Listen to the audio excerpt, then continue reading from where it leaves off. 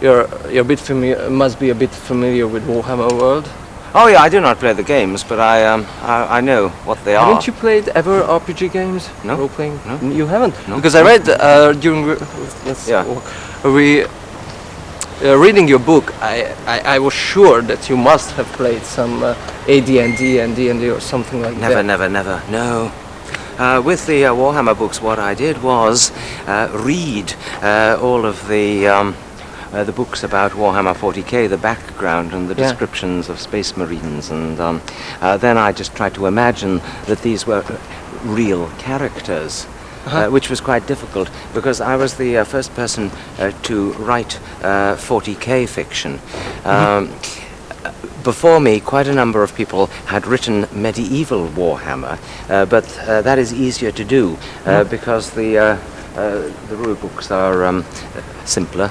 There is less detail, and also these writers were basically writing generic fantasy and simply putting in Warhammer names, whereas I had to deal with this complete encyclopedia of madness 40,000 years ahead, which only existed until then in the form of Citadel miniatures, the Space Marines. And I look at these things and think, how can these be believable people? And the difficulty there was one of hallucinating myself into the a state of mind where I could believe in inquisitors, assassins, and subhumans and demons, as though they were actual characters 40,000 years ahead, in a strange world where they have a high level of technology, but also they are, compared with us, living in a world of complete irrationalism and superstition and craziness. They are all psychotic in one way or another in the Warhammer world. The objective reality of the Warhammer universe is a universe of madness and death, constant warfare, attacks by demons and aliens. So in order to survive, you really have to be a bit mad yourself. In some ways, it is like putting yourself into the mind of an inquisitor 500 years ago in Spain who believes that witches exist and that demons exist. And this is quite difficult to do because I am basically a rational science fiction writer. And the majority of my books are set within the world of reason, the universe as we understand it. So it was quite hallucinatory entering this alternative reality. Did you like the world of Warhammer?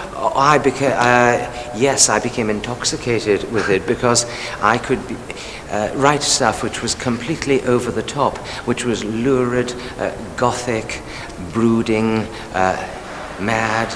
And this is not something that I could ever write normally if I did not have the background of the Warhammer 40k universe. So as soon as I started to write the first book, I became totally involved mentally in it, and I ended up feeling very proud of what I had done. So I put my own name on the books. Nobody else who wrote for our Games Workshop used their own names. They all used pseudonyms. Yes. And why do we need? Let's turn back because it's noisy. Quite noisy here. And why do you think people need a world of chaos and death like that? Why are they buying these books? Why are they buying the game? Well, some people are buying it simply for aesthetic reasons because they like to paint the miniatures.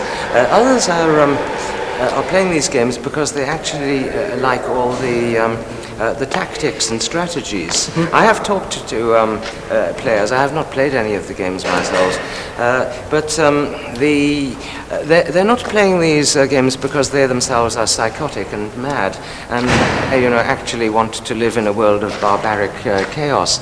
I think it's an escape into a crazy world of the imagination. It's an escape into dream world. Why do we need to escape? We've always wanted to escape somehow from the ordinary reality into something stranger and more fantastical. This is true in classical times, if you look at a poet like Ovid, a huge poem like the Metamorphoses, which is all about the mythical stories, the fables, the gods and goddesses, people being turned into trees, people being turned into fountains. We have got in us this kind of transformational magic, I think, which we may have inherited from primitive shamans, tribal shamans. The idea that somehow you can control reality magically if you understand it on some fantastical level. So we try to control our reality? Because I think that is it, yeah. There is a kind of shamanism in the playing of these games. This is why there are so many occult elements quite often in the games. We're trying to establish a deeper, albeit temporary and playful control over a world which seems to us out of control. If you have your miniature world, you can control it much more satisfactorily than you can control the larger world, which in itself is full of chaos and madness and genocide and dreadful accidents. Half a million people dying in a famine and flooding, killing tens of thousands. Our world is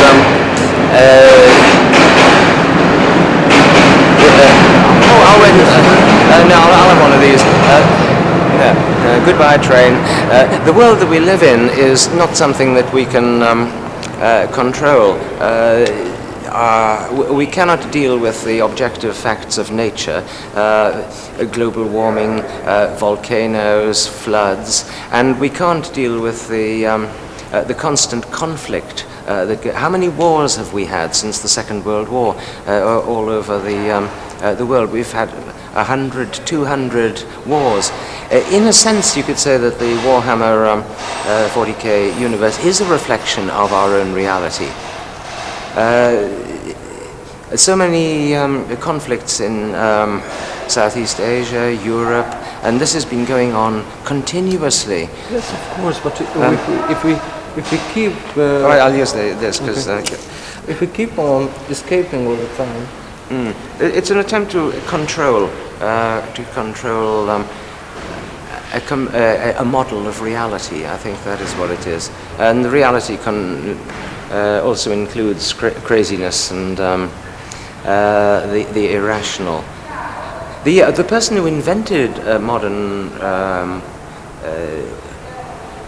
war games, in fact, is H.G. Wells, because back in 1913 he published a book called Little Wars, which established the basic rules for wargaming. And if you look at this book, it has photographs in it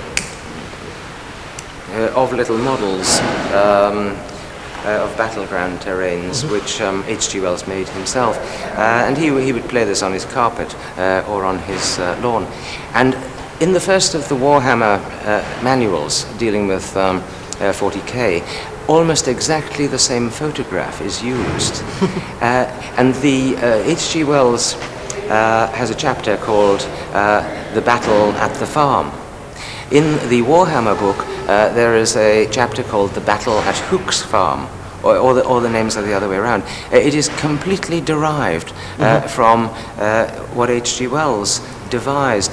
Now, H.G. Wells actually was interested in wargaming and invented the modern structure for wargaming because he believed that if only people such as generals and politicians were to play war games, they would realize how difficult it is to control little war, and then they would be less inclined to engage in big war in the real world. Because he even played games with people who were in the army, and he said that even with his simple rules, they could not control the situations. So how could they control? Well, the First World War started just after Wells published his book, and so we had all the chaos of the trench warfare in Western Europe. Yes. Yes, but So it's not so much that there is escapism in here. There is an interconnection between the real world, which is actually a chaotic world that is out of control in many aspects, and the world of the imagination, where we attempt to create a model of reality and attempt to organize it and survive within it. oh well.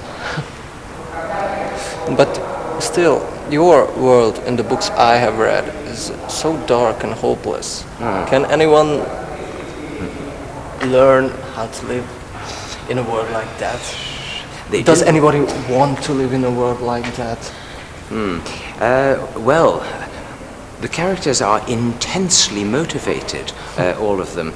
The people such as inquisitors and assassins are filled with genuine belief in the God Emperor, who objectively does have the powers that we ascribe to a god. But he is there in physical reality. He exists on Earth. He exists on Earth, yes. That's a big difference, I think, because we don't have that kind of lead. No. We can believe, but we cannot know.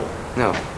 So, I mean, it is a good thing for us. I mean, who wants to have a semi-insane God Emperor with immense psychic powers in actual reality? This is a horrible thought. Yeah, but you still told us yesterday that you prefer that kind of belief instead of our words. I probably said that yesterday. Today is today. Okay. So, do you know any gamers? I do know some gamers, yeah, but not a large number of them, because, as I say, I do not play the games myself. And the whole motivation behind the writing of the Games Workshop fiction was that the owner of Games Workshop at the time, Brian Ansell, wanted to read real novels by real novelists set in his beloved Warhammer landscape. And I mean, until then, you had all these little models, but you had no sense of the psychology of the people, or that these people could exist and be real. And he wanted them to be real, and was willing to pay quite a lot of money to writers in order to make these characters real and believable. And do you?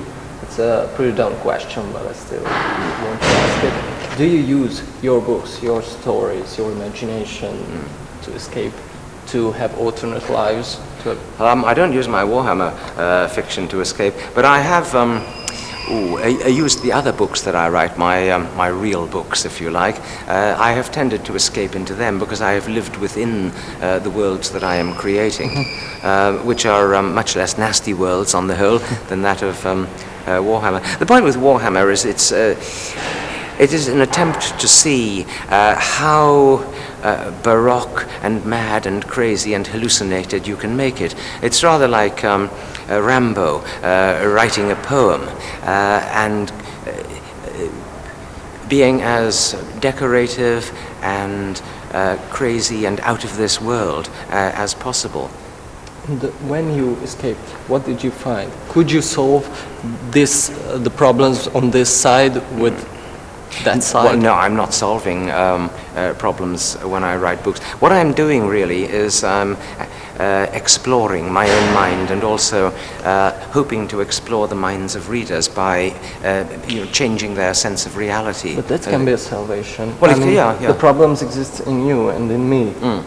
All that happening is just the problem is inside us, and if we can find something to do, something alternative, we can have the power to solve this worst problem. Well, writing books, all of the characters in books are really aspects of the author. Because, you may meet people and talk to them and use them as models, but I think that basically you are using little parts of yourself and projecting those and making those into characters who you believe they are fictional, but they are aspects of yourself. So you are existing within a landscape of your own mind when you are writing a book. But if it is a successful book, before we get before a demon comes out, you have to write them in such a way that you are connecting with other people who have these same aspects of themselves, which they have not until that moment articulated or expressed. And the hope is that when they read your book, they begin to recognize aspects of themselves and understand more about themselves and experience little revelations. Don't you have, by any chance, here a book that you really like? Not a Warhammer book, but one of your real books? Yeah, I do, but I'm not carrying them around at the moment because books are heavy. I have some at the... I just gave some to Beholder, the publishers, so there are 3 of my real books over there, and there are some others in my hotel, which is up in the hills. It is an interesting hotel because it is not a real hotel, it is actually a simulation of a hotel. What mean? Not enough people stay there for it to be economically viable, yet it continues to exist up there on the hillside. And I've discussed this with Roberto Quaglia, and we have decided that the hotel is actually something else. It has a different purpose. But because reservations were made in the hotel for us, the hotel has to pretend that it is a hotel. No, it's completely true, I think. I don't know, how much time do you have for us? Well, plenty of time. You do? Because maybe we could go to the hotel, because I'd like to hear, would love to hear a part from one of your books. I don't think the hotel exists during the daytime when... it's closed. No, it disappears, I think. Oh yeah, but we have a car. We could try to get there. You would never find it. It is very, very difficult to find. Oh, and you don't know the road. I have been there 3 times. I could probably show you. But there are other problems with the hotel because every night when you go there are border guards. You see, because it is just beside the frontier, and so the border police, they themselves, find it difficult to believe that we are actually at a science fiction convention here in Salgotarjan and are driving up so close to the border. Yeah. I mean, in my hotel room, for instance, there is an ornamental television set.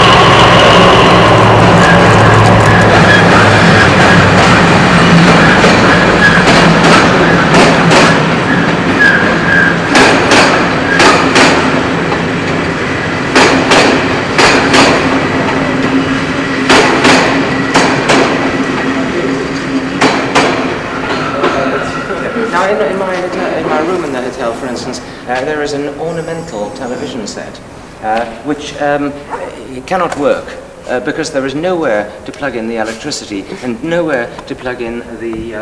Új track, továbbra is interjú, forog. This is a hotel room.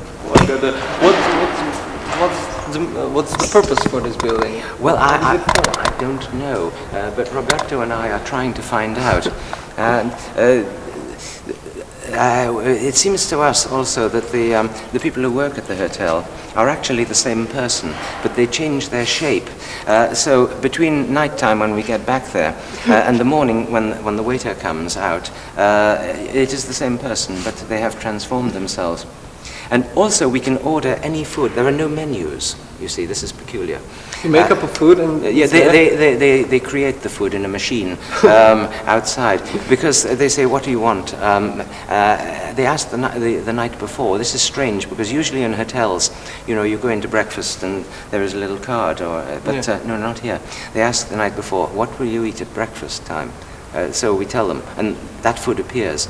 And I'm making little experiments, like I say suddenly, can I have apple juice? And they say, yes, and go away. And then they come back with apple juice from the matter transformer, which is somewhere else in the hotel. Good. We should see that place. It has no reason for existing, and its purpose is entirely different. but it has to pretend to be a hotel. And quite often I already live in an altered state of reality, you see, because one of the ways in which I imagine my own books and get inspiration is to experience the ordinary world in an altered form and perceive the truth. Another theory which Roberto and I have arrived at. Can we walk down then of course into we the can. neon because the power went out? Yeah. And We have also realized that actually Hungarians speak Klingon. Now, úgy gondolja, hogy klingonul beszélünk? and not many people know this. Why, it sounds like Klingon. To us, it sounds like Klingon. You see, it is very, it is a very difficult language, and it is disconnected from the rest of the language, apart from Finnish and Estonian, which are all difficult languages. But there is no obvious connection with other languages. So obviously, it must be an alien language, and we've decided Klingon is probably the answer. Well, I heard some theories about that. We have very much ease in Hungarian, and many people around, especially the ones that hate Hungarian, said it was like goats on a hill going meh all the time. Yeah. Well, the Norwegians say that the Danes they speak Norwegian, but with a throat disease. Yes. So this happens all over the world. Oh yes, this is a lovely and strange place. So I think it helps to, if you're a writer, to experience an altered reality, because this may be the true reality. You see. That's what you mean, like Japan, like Yeah. you experienced. It's enormously useful to me to to experience different places on the world, but to look at them upside down and inside out. I mean, this all seems ordinary to you because you're Hungarian, but it's very strange to me. Yes. So think I know what you're I will then try to make it stranger rather than more normal. Yes, and that inspires you Yeah. to all kind of things. Can I give you light? Well, no, because I'll get sulfur inside of the cigarette. If you wait to... Well, yeah, but then you burn your finger.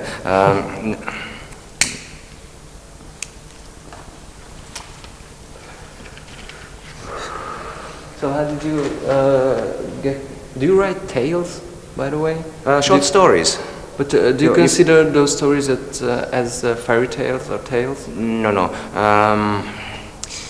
Well, I mean, I've written one or two which use some fairy tale motifs, but no, what I write is, well, it's a kind of mixture of science fiction and fantasy. You could call it science fantasy, but with my main interest is in exploring the human mind and altered states of perception. So quite often in my stories, characters are experiencing some strangeness where the real world becomes an altered reality for them. For example, I wrote do you know the cathedral by Gaudi, which built by Gaudi in Barcelona, Sagrada Familia, which is unfinished. I went there and I climbed it twice because it is so strange. And then I thought, what if it could be completed in holographic form? This means that you can have different alternative versions of the complete cathedral every day. And this particular story is about characters who go there and enter into the holographic completion of the cathedral, and in that they are pursued by a dragon. Because the dragon was a very important symbol for Gaudi. It is used in a lot of his gateways and ironwork. So there I'm sort of looking at something which is in the real world and is quite strange, and I'm trying to make it a bit stranger. Yes, you don't believe in one reality. There are certain aspects of reality. Yeah. I get the point. And that's why, how did it begin? When did you find out that this is your world? An unstable world, if I can say. Probably when I was growing up at school, because the place that I lived in when I was a schoolboy seemed to me to be very banal and unimaginative. And surely there must be something more interesting and more exciting somewhere else, or in the world of your mind. And also I grew up beside the sea. Now, for some people the sea is a kind of stimulating, oceanic environment, a spectacle. For me it is total boredom, because it means that half of the world is useless, and you can only go in the other direction.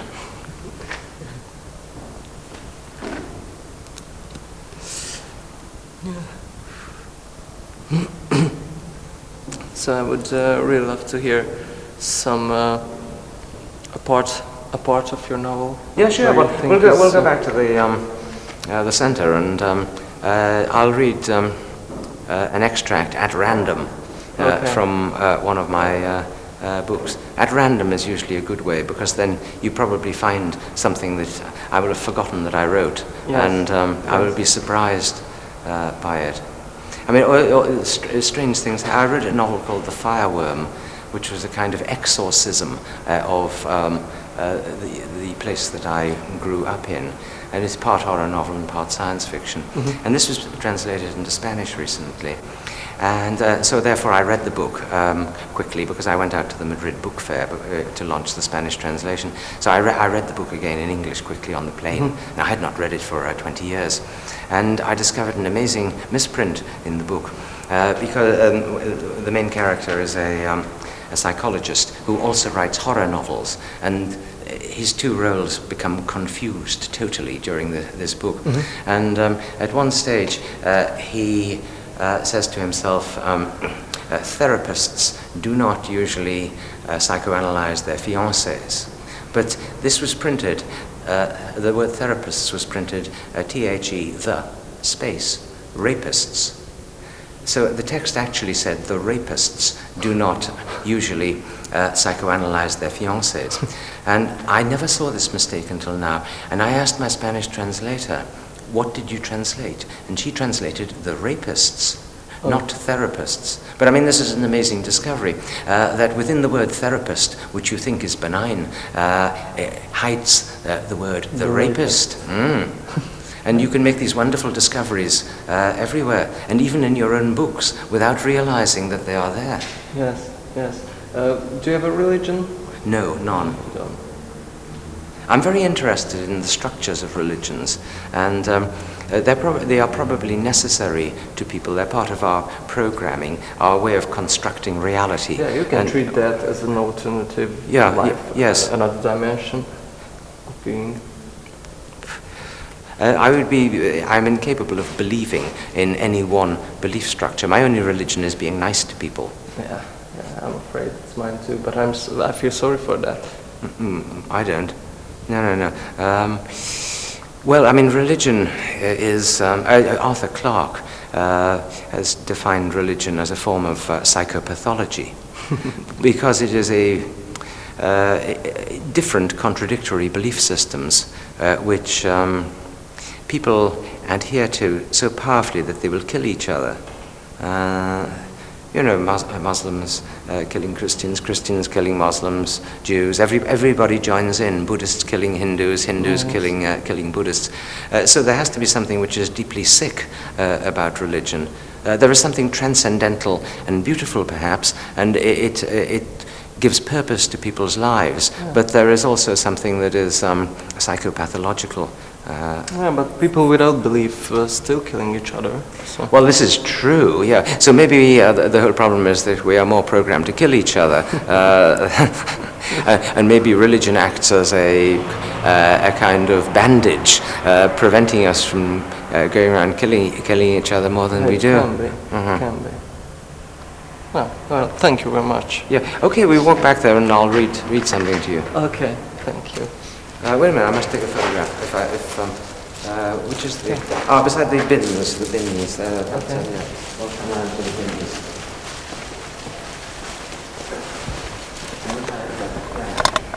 This is disposable. Yeah, the lenses are very good.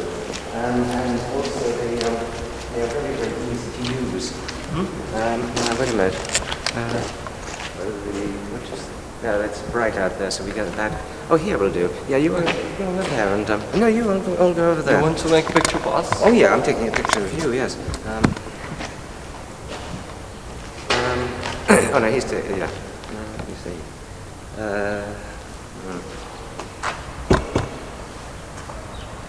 Good. Okay.